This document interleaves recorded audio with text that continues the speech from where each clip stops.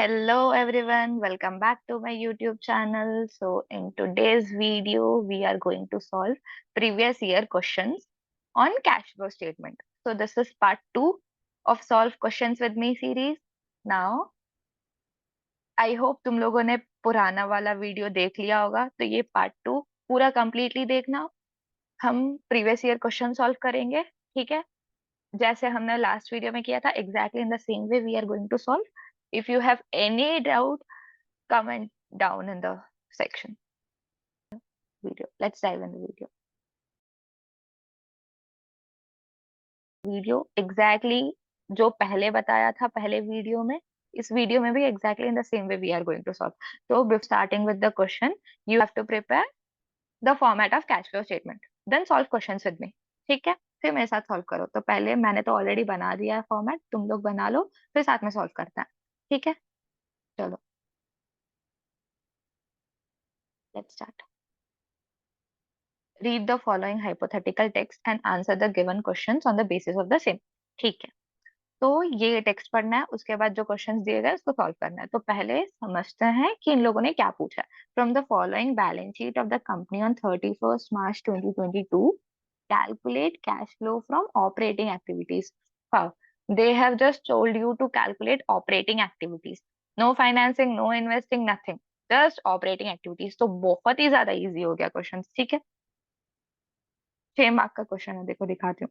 6 mark, ठीक है, और लास्ट अटेम्प्ट में ही आया था। तो चलो अभी देखो, balance sheet of Car Easy Limited. अच्छा, ऑपरेटिंग एक्टिविटीज में कौन सी आइटम्स आती है, I hope you guys know. ठीक है, I hope you guys know. तो चलो जल्दी से हम लोग फिगर आउट करते हैं। Share capital, financing activity, okay. Then reserves and surplus, note number one में जाता है। सरप्लस दे रखा है तो ये कहाँ पे आएगा, एनपीबीटी। ऑपरेटिंग में आएगा, डेफिनेटली आएगा। Then long term borrowings, note number 2। Debentures financing activity में जाएगा, बट इसका interest will come in operating activity. ठीक है, ध्यान से करो। आई नो तुम लोगों को क्लिक हुआ नहीं होगा, that's why I am here for you guys. ठीक है, current liabilities, trade payables operating में आएगा। ठीक है, short term provision obviously operating में आएगा, but let's figure that out, क्या है प्रोविजन फॉर टैक्स का। ठीक है, तो ऑपरेटिंग में ही आएगा। Fixed assets, note number 4, fixed asset machine, investing activity, depreciation, operating activity. चलो ये भी हो गया। फिर ये कहाँ आएगा, ऑपरेटिंग में। कैश एंड कैश इक्विवेलेंस तो इसका सेपरेट हेड रहता है, तो ये यहीं यहाँ पे नहीं आएगा, ऑपरेटिंग में नहीं आएगा। ठीक है, चलो तो let's calculate first net profit before tax. Net profit before tax, इसका वर्किंग नोट बना लेते हैं, बेटर। वर्किंग नोट नंबर 1, ज्यादा कैलकुलेशन नहीं है, but still calculation of NPBT. मैं यहाँ पे शॉर्ट में लिख रही हूँ, तुम लोगों को पूरा लिखना है। ठीक है, नेट प्रॉफिट बिफोर टैक्स लिखो, मेरी तरह एनपीबीटी मत लिखो। ठीक है, चलो तो सबसे पहले रिजर्व्स एंड सरप्लस था। रिजर्व्स एंड सरप्लस में they have given surplus balance. Okay, तो यहाँ पे इसका क्या था, closing surplus plus opening. Closing let's opening. Closing क्या दे रखा है, this is previous year, this is current year, this is previous year. Closing is 75 and opening is 360। Okay, 75,000 and this is 3,60,000।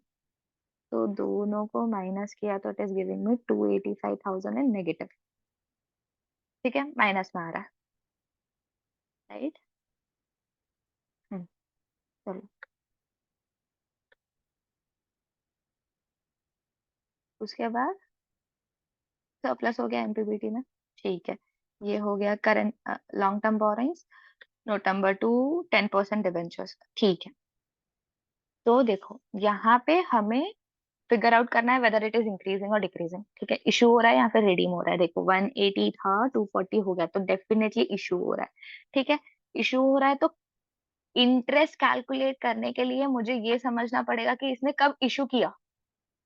ठीक है, मैंने बताया था, अगर तुमने मेरी फाइनेंसिंग एक्टिविटी का वीडियो देखा है तो उसमें इंटरेस्ट ऑन डिबेंचर्स कैसे कैलकुलेट करते हैं बहुत अच्छे से समझा था। बट ओके, यहाँ पे दोबारा बताती हूँ, सुनो। इंटरेस्ट ऑन डिबेंचर्स और interest on debenture is calculated on the value of debentures which are there during the year. ठीक है, जो पूरे साल तक थे वो वैल्यू पे हम लोग कैलकुलेट करेंगे। ठीक है, तो देखो, let's make a timeline here. Timeline बनाते हैं, ठीक है। यहाँ पे प्रीवियस ईयर इज 31/3/21, यहाँ पे आएगा 31/3/22। ठीक है, 31/3/21 को मैं 1/4/21 भी लिख सकती हूँ, 1 April 2021 भी लिख सकती हूँ। यहाँ पे मेरे डिबेंचर्स का वैल्यू था 1,80,000। यहाँ पे एंड में मेरे डिबेंचर्स का वैल्यू था 240। तो now I am concern that 1,80,000 2,40,000 कब बना? ठीक है, मतलब कब न्यू डिबेंचर्स इशू हुए। तो अगर क्वेश्चन साइलेंट होता तो हम अज्यूम कर लेते थे, बट यहाँ पे क्वेश्चन इज साइलेंट। क्वेश्चन ने बोल रखा है कि 10% debentures were issued on 31 March 2021। तो इन लोगों ने खुद ही बता दिया कि 31 March 2021 को मैंने इशू किया है। ठीक है, मतलब कब इशू किया है? 1 April को, मतलब बिगिनिंग में ही, साल के बिगिनिंग में ही मैंने 60,000 के डिबेंचर इशू कर दिए, तब जाके मेरा 2,40,000 बना। राइट, मैंने न्यू डिबेंचर्स कितने इशू करे? 60,000। कब इशू करे? साल के बिगनिंग में। तो अभी you guys tell me, during the year, ठीक है, पूरे साल, यहाँ पूरे साल में द वैल्यू ऑफ डिबेंचर क्या था? ये पूरे साल में वैल्यू ऑफ डिबेंचर, अरे, पूरे साल में वैल्यू ऑफ डिबेंचर्स क्या था? 2,40,000, है ना? पूरे साल में 2,40,000 था, क्योंकि साल के बिगनिंग में ही 240 हो गया वो। 1,80,000 में मैंने 60,000 और इशू किए तो 240 हो गया। तो पूरे साल 2,40,000 था। तो मैं इंटरेस्ट किस पे कैलकुलेट करूंगी? जो पूरे साल तक थे उस पे। तो 2,40,000 का 10% will give me 24,000। Very easy. तो यहाँ पे लिखो तुम, एक्सपेंस है ना, तो यहाँ पे आएगा इंटरेस्ट ऑन डिबेंचर्स। कितना आएगा? 2,40,000 का 10% विल गिव यू 24,000। हो गया डिबेंचर्स, दैट्स इट। ये भी होगा। चलो, ट्रेड पेबल्स पे आ गए। ट्रेड पेबल्स था 60,000, था 18 हो गया। मतलब मेरी करंट लायबिलिटी डिक्रीज हुई। डिक्रीज हुई मतलब मुझे माइनस करना है। कितने से डिक्रीज हुई? It decrease by 42।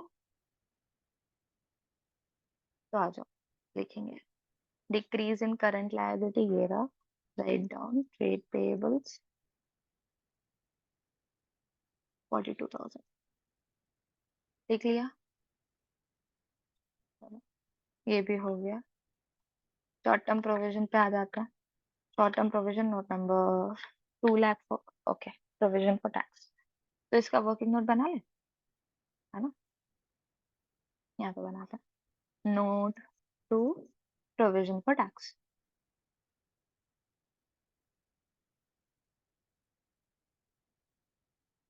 Provision for tax, credit है, डेबिट है, ठीक है।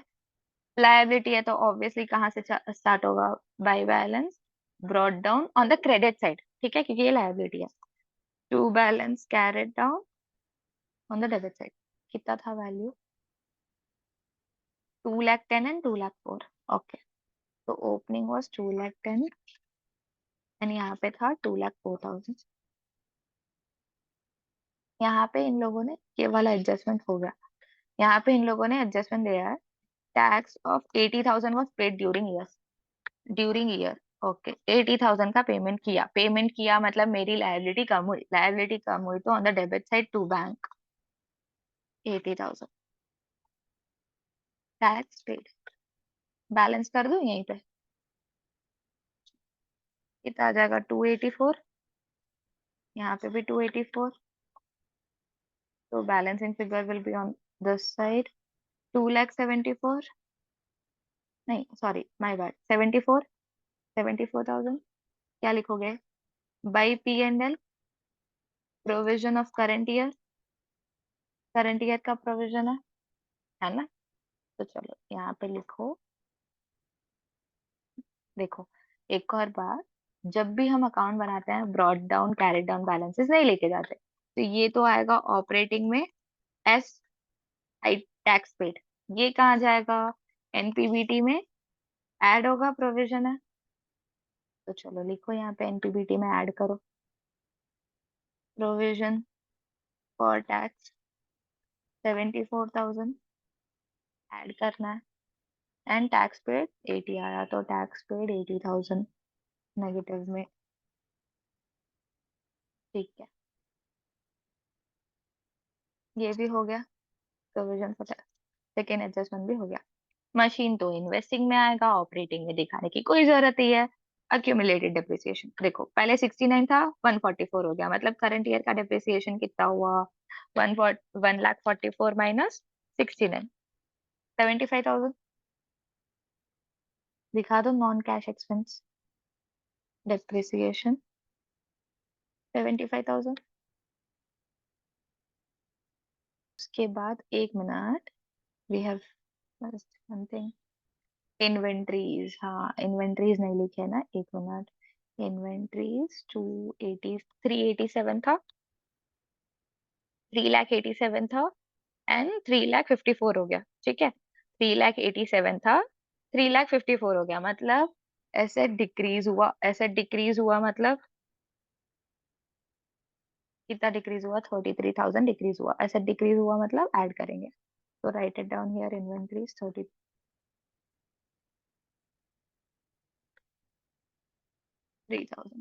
ठीक है, दैट्स इट, हो गया। कितना इजी था, 6 मार्क का क्वेश्चन दे रखा है। बिलीव नहीं हो रहा मेरे को। ठीक है, चलो आ जाओ,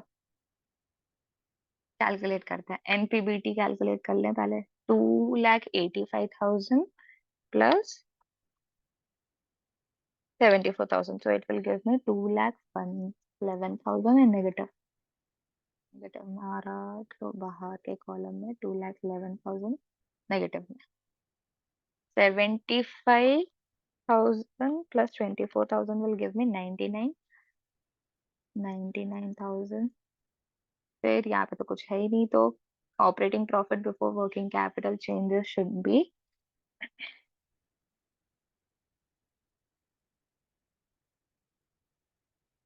1,12,000।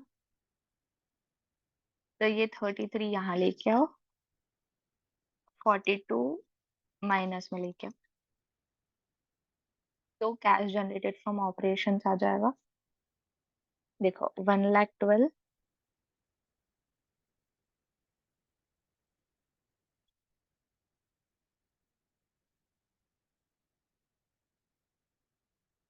1,12,000 in negative plus 33,000 minus 42, तो अगेन कितना आया? 1,21,000। 1,21,000, 80,000 माइनस करो उसमें से, will give you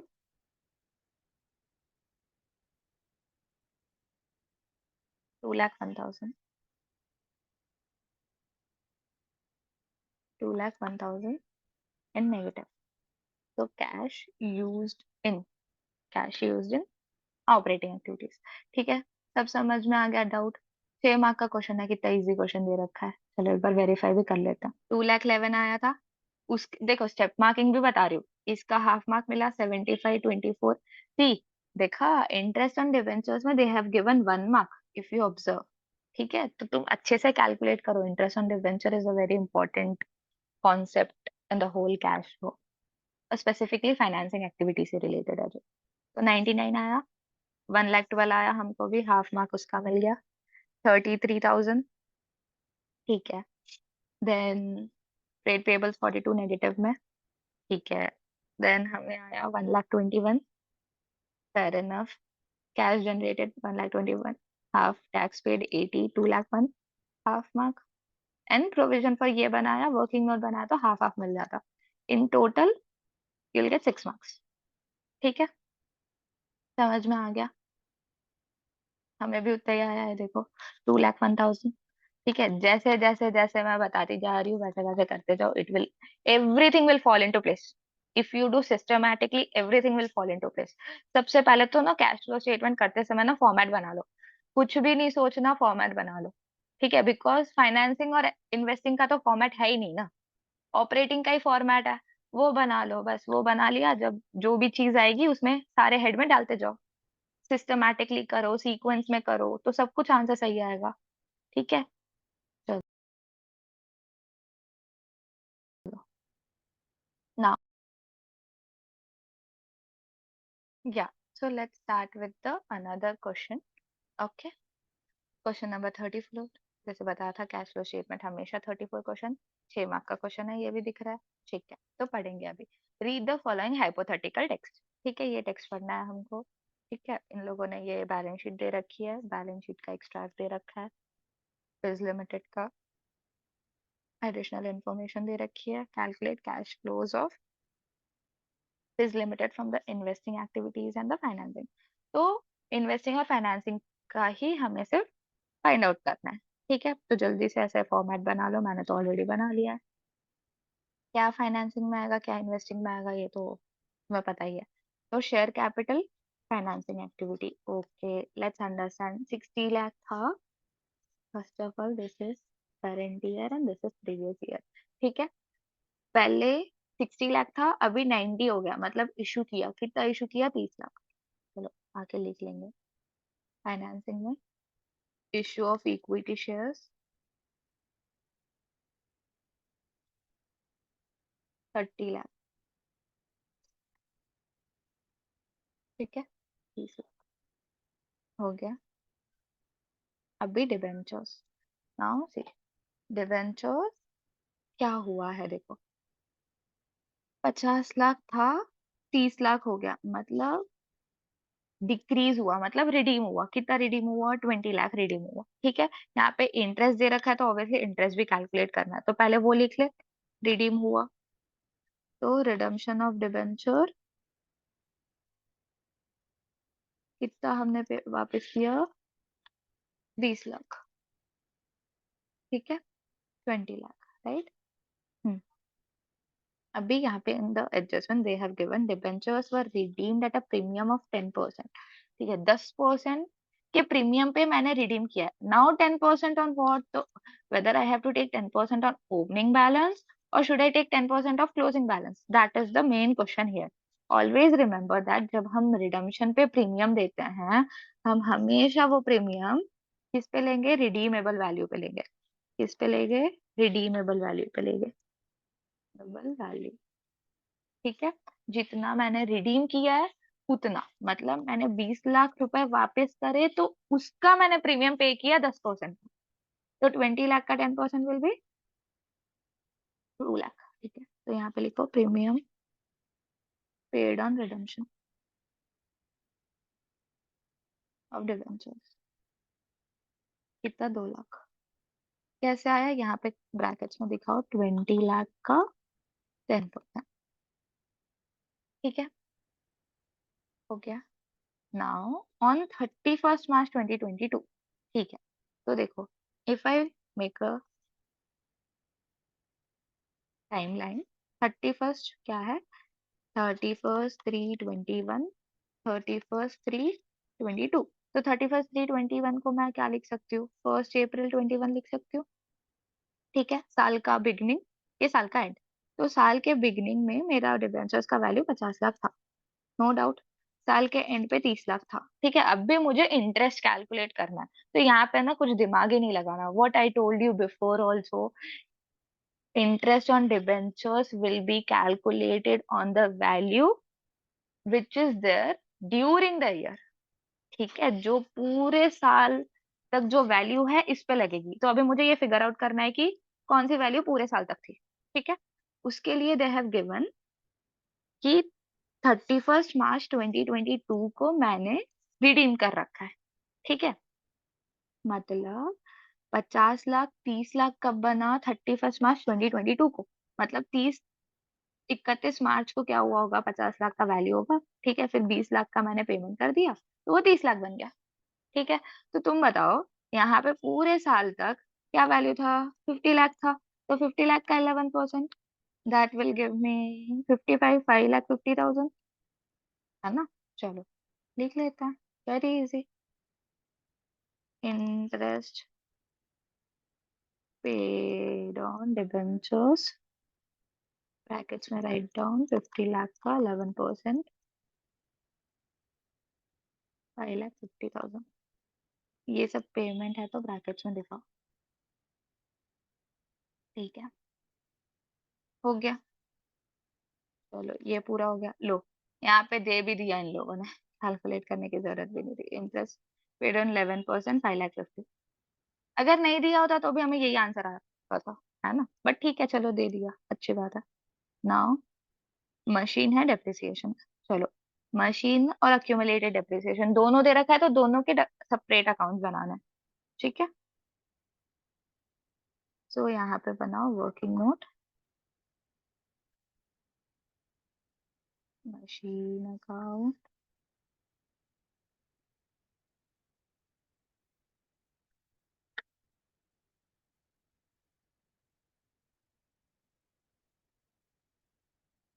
credit, debit, debit, credit, accumulated depreciation account, ठीक है। टू बैलेंस ब्रॉट डाउन, क्योंकि मशीन है, एसेट का बैलेंस डेबिट होता है, by balance carried down. Accumulated depreciation is liability, so by balance brought down to balance carried down, ठीक है। चलो देखो, प्रीवियस ईयर में 20 लाख था, 28 लाख, ठीक है, यहाँ पे 20 लाख है, यहाँ पे 28 लाख है। Depreciation was 60 and 90, so here it was 60,000 and here it is 90,000, ठीक है। चलो हो गया, ये पोस्ट हो गया, ये सब कुछ हो गया। Additional information, during the year machine costing 4 lakh gain, ठीक है, मुझे कुछ समझ में नहीं आ रहा है, यहाँ पे सिर्फ लिखा है कि गेन ऑफ 30,000, ठीक है, मतलब मैंने एक मशीन है जिसका वैल्यू 40 लाख था, सॉरी, जिसका कॉस्ट 4 लाख था, was sold at a profit of 30, तो मुझे प्रॉफिट मिला 30,000 का, that is very clear, right. So I write it down that to P and L profit 30,000, लिख लिया, ठीक है। अब भी देखो, 4 लाख का कॉस्ट था, ठीक है, कॉस्ट का वैल्यू 4 लाख था, ठीक है। बिफोर दैट ना, नेक्स्ट कर लेते हैं। Depreciation was charge during the year 50, ठीक है, डेप्रिसिएशन दे दिया यहाँ पे 50,000 का। चलो depreciation of current year, during the year दे रखा है तो करंट ईयर का है ना, तो यहाँ पे क्या लिखोगे, by P and L depreciation of current year was 50,000, इसको बैलेंस कर दूं, चलो कर लेते हैं। 1,10,000, 1,10,000, ठीक है। 90,000 इधर ऑलरेडी है, तो इधर और कितना चाहिए, 20,000 चाहिए, तो 1,10,000 हो जाएगा। टू मशीन अकाउंट, ठीक है, मशीन अकाउंट का डेप्रिसिएशन इतना है, ठीक है। तो अभी ये मशीन अकाउंट है तो ये यहाँ लेके जाऊंगी मैं, क्या लिखूंगी, बाई अक्यूमलेटेड डेप्रिसिएशन अकाउंट 20,000, ठीक है। अभी मुझे पूरे अभी तक 20,000 का डेप्रिसिएशन लगा है, ये मशीन पे अभी तक 20,000 का डेप्रिसिएशन लगा है करके पता चला। चलो अभी यहाँ पे देखो, दे हैव गिवन कॉस्ट, ठीक है, यहाँ पे इन लोगों ने क्या दे रखा है, कॉस्ट। कॉस्ट कितने का है, 4 लाख है, ठीक है। 4 लाख मेरे मशीन का कॉस्ट था, उसमें से मैंने 20,000 का डेप्रिसिएशन लगाया, तो कितना बचा, 3,80,000। Now this is the book value, ठीक है। ये WDV बोलो या फिर बुक वैल्यू बोलो, ठीक है, इसको मैंने 30,000 के प्रॉफिट पे बेचा, तो प्रॉफिट लगाऊंगी 30,000 का, तो मुझे सेल्स वैल्यू मिल जाएगा, तो 3,80,000 प्लस 30, 4,10,000। तो अभी पता चला कि मुझे, मैंने मशीन बेची, ठीक है, 4,10,000 में बेची। तो यहाँ पे देखो, बाई बैंक अकाउंट सेल है ये, ठीक है, 4,10,000। समझ में आया ना कैसे आया? सबसे पहले तुम्हें कॉस्ट लेना, उसमें से डिप्रिसिएशन माइनस किया तो तुम्हें बुक वैल्यू आ गया। फिर तुमने उसको प्रॉफिट पे बेचा। कितने प्रॉफिट पे बेचा? 4,10,000 के, 30,000 के प्रॉफिट पे बेचा। तो कितने पे बेचा तुमने? 4,10,000 में बेची मशीन। ठीक है, अभी इसको भी बैलेंस कर देते हैं। देखो, 430, 430 और 28 लाख, है ना? 28 लाख प्लस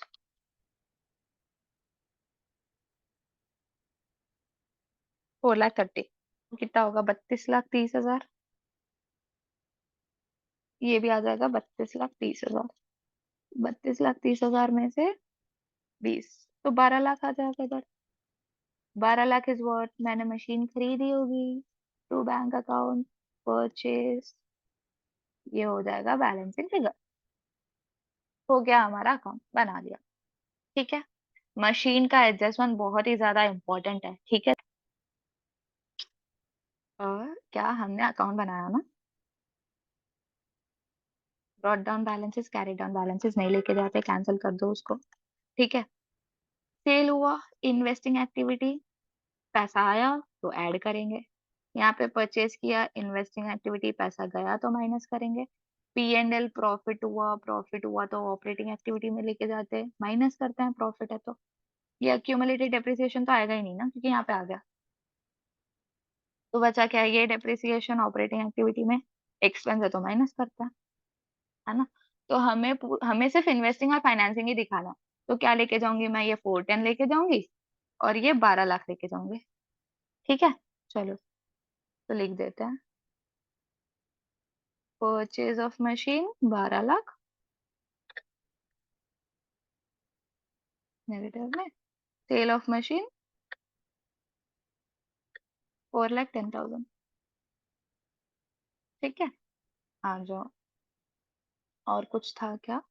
ये हो गया, ये हो गया। हाँ, dividend of 3 lakh paid. Okay, let's write down. Dividend paid 3 lakh. Anything else? ना, सब दिखा दिया। इवन वर्किंग नोट बना लिया, सब हो गया। तो इसको अभी बैलेंस करता है। ठीक है, 12 लाख, और ये क्या है? ये 12 lakh and 4,10,000 will give you 7,90,000 -1। ठीक है, तो ये क्या हो जाएगा? Cash used in investing. ठीक है, क्योंकि यूज्ड हो गया, नेगेटिव है ना, तो हमें यूज्ड इन वर्ड यूज करना है। ठीक है, cash used in investing activity 7,90,000। यहाँ पे देखो, 20 लाख, 2 लाख, 5,50,000, 3 लाख, 30 लाख 50 माइनस 40 लाख 50,000 -1। ठीक है, तो ये भी क्या होगा? Cash used in financing. तो दोनों में यूज्ड इन ही आ रहा है, फाइनेंसिंग एक्टिविटी। ठीक है, आई होप तुम लोगों को कोई डाउट होगा नहीं। ठीक है, एंड तुम्हें कॉन्फिडेंस भी मिल रहा होगा। अगर मेरे आंसर्स मेरे साथ कर रहे हो तो अच्छी बात है, समझ में भी आ रहा है तो कॉन्फिडेंस भी मिल रहा होगा, क्योंकि ये हम लोग प्रीवियस ईयर के क्वेश्चन सॉल्व कर रहे हैं। ठीक है, चलो इसको ना एक बार हम लोग मार्किंग स्कीम के साथ भी देख लेंगे and कैसे इन लोगों ने स्टेप वाइज मार्किंग क्या है। ठीक है, मशीन 32,30,000, 32,30,000 आया। ठीक है, अक्यूमुलेटेड 20,20 इधर। ठीक है, ये हो गया 50, 50, 90, 1 मार्क। ठीक है, अगर तुमने मशीन का वैल्यू अकाउंट बनाया है, ठीक है, मशीन अकाउंट बनाया है तो तुम्हें 1 नंबर मिला। अक्यूमुलेटेड डेप्रिसिएशन का बनाया तो हाफ मार्क। ठीक है, क्योंकि वो बहुत इजी है। इन्वेस्टिंग के लिए 1.5 दे हैव गिवन। ठीक है, half mark for this 4,10,000 and may be 1 mark they have given for purchase of machine calculate करने के लिए। ठीक है, क्योंकि ये बैलेंसिंग फिगर था ना, राइट? मतलब यहाँ पे बैलेंसिंग फिगर निकला था ना हमारा। ये रहा, वैल्यू कहाँ गया? 12 लाख। ठीक है, 7,90,000 यूज्ड इन है, देखो दिख रहा है। देखो अभी फाइनेंसिंग एक्टिविटी में how they have given, They have not given marks for 20 lakh, they have not given marks for सी प्रीमियम, ठीक है, 2 लाख, इनका मार्क्स नहीं दिया। इंटरेस्ट के लिए 1 मार्क दिया है, दिख रहा है ना, इंटरेस्ट के लिए, सो इंटरेस्ट इंपॉर्टेंट है, ठीक है। एनी हाउ दे मेंशन कि इंटरेस्ट ऑन डिवेंचर कितना था, बट अगर मेंशन नहीं करते तो भी कैसे कैलकुलेट करना है वो हमको बहुत अच्छे से आ गया, ठीक है। तो उसके लिए 1 मार्क दिया है, इक्विटी के लिए 1 मार्क दिया है, एंड डिविडेंड के लिए 1 मार्क दिया है, ठीक है। इन लोगों ने I don't know why they have given for this 1 lakh, ठीक है। टोटल 3 मार्क, ठीक है, तो फाइनेंसिंग एक्टिविटी के लिए 3 मार्क दे दिए, ठीक है, तो टोटल में 6 मार्क हो गया। इन दोनों के 1.5 1.5, समझ में आया। इन्वेस्टिंग के 1.5, एंड ये नोट टू अकाउंट्स बना नहीं, वर्किंग नोट बनाने के 1.5 मार्क्स। सो देखो, ये सीबीएसई का मार्किंग स्कीम है, ठीक है, मेरा कुछ भी नहीं है इसमें, मार्किंग स्कीम सीबीएसई का है। तो तुम लोग अगर देखोगे तो देखोगे कि वो स्टेप वाइज मार्किंग भी कैसे कर रहे हैं, ठीक है। कई बच्चे ना मुझे आके बोलते हैं कि दीदी हम वर्किंग नोट नहीं बनाए तो चलेगा क्या? नहीं नहीं नहीं चलेगा, ठीक है। They are giving marks for working note also, so why you don't want to make working note, ठीक है। कैश फ्लो स्टेटमेंट बना लो, ठीक है, अगर उसमें पोस्ट नहीं भी कर पाए, लेट्स इमेजिन टाइम नहीं है आप लोगों के पास, पोस्ट नहीं कर पाए, जल्दी जल्दी में पोस्ट नहीं कर पाए, पर अगर तुमने वर्किंग नोट बनाया होगा ना तो तुम्हें 1.5 तो मिलेगा ही ना, राइट। तो वर्किंग नोट अच्छे से बना के आओ, प्रॉपरली बना के आओ, उसको स्किप मत करना, और there is no other option also, skip कर ही नहीं पाओगे तुम, ठीक है। चलो, that's all in today's video. I hope you guys have enjoyed it. Confidence भी मिला होगा।